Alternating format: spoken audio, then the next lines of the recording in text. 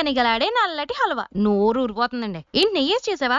నాకొద్దు అని నిక్కు చేసేవాళ్ళే ఈ నల్లటి హల్వా నోట్లో వేసుకోవాలంటే నుదుటిని రాసి పెట్టుండాలి అని రివర్స్ అయిపోయేలాగా రెడీ చేసేద్దానండి. 2 చిలకడ దుంపల్ని శుభ్రంగా చెక్కేసుకుని ముక్కలు కోసుకుని ఒక మిక్సీ జార్లో వేసేసుకోండి. అందులోనే కొంచెం నీళ్లు పోసుకుని ముక్క అనేది లేకుండా మెత్తగా మిక్సీ పెట్టేసి పక్కన పెట్టేసుకోండి. ఇప్పుడు ఒక గిన్నెలో అరకప్పు నల్ల బెల్లం వేసుకోండి. మామూలు బెల్లం కూడా వాడుకోవచ్చండి. అందులోనే పావు కప్పు నీళ్లు పోసుకుని బెల్లం పూర్తిగా కరిగిపోయిన తర్వాత వడగట్టేసుకుని అదే గిన్నెలో వేసేసుకోండి. పాకం కాస్త మరుగుతున్నప్పుడు మనం మిక్సీ పట్టిన చిలకడ దుంప పేస్ట్ ను కూడా వడగట్టేసుకుని అందులో వేసేసుకోండి. ఇప్పుడు స్టవ్ సిమ్ లో పెట్టేసుకుని శుభ్రంగా కలుపుతూ ఉంటే కాస్త చిక్కబడుతుందండి. అప్పుడు అందులో ఒక చెంచా నెయ్యి వేసుకుని శుభ్రంగా కలిపండి. మరో 10 నిమిషాలకి ఇంకా చిక్కబడుతుందండి. అప్పుడు ఇంకొంచెం నెయ్యి వేసుకుని మళ్ళీ ఆపకుండా కలుపుతానే ఉండండి. మొత్తానికి 4 చెంచాలు నెయ్యి వేసుకోవాలండి. మధ్య మధ్యలో వేసుకుంటే శుభ్రంగా కలిపేసుకోండి. తర్వాత అందులో నేతి లేపిన జీడిపప్పులు యాలకుల పొడి కూడా వేసుకుని శుభ్రంగా కలిపండి. నెయ్యి పైకి తెలిపై హల్వా ప్యాన్ నుంచి వదిలేసిన తర్వాత స్టవ్ ఆపేసి ప్లేట్లు వేసుకుని వేడివేడిగా ఉన్నప్పుడు స్పూన్ తో తీసుకుంటే ఎట్టే ఉంటదండి. దెబ్బకి మీ నోట్లో ఉన్న నాలుక నచ్చిందో వచ్చని నెమల్లా నాన్ స్టాప్ గా నాట్యం చేయాల్సిందేనండి.